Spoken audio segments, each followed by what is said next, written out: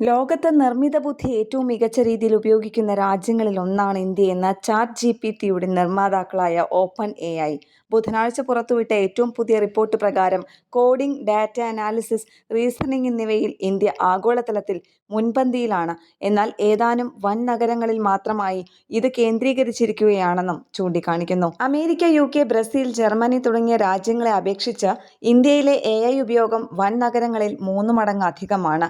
രാജ്യത്തെ ജനസംഖ്യയുടെ 10% താഴെ മാത്രം വരുന്ന നഗരങ്ങളിലാണ് ഈ മാറ്റം പ്രകടമാകുന്നത്.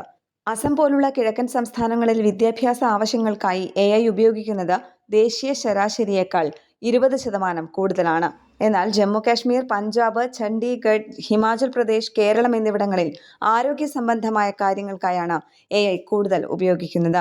മാറ്റങ്ങൾക്കൊപ്പം സഞ്ചരിക്കുന്ന സമൂഹത്തിന് പക്ഷേ AIയുടെ ഗുണഫലങ്ങളും ദോഷഫലങ്ങളും തിരിച്ചറിയാൻ ഇനിയും സമയമെടുക്കും.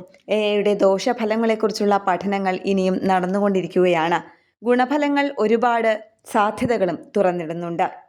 ന്യൂസ് ഡെസ്ക് കേരള പ്രണാമം.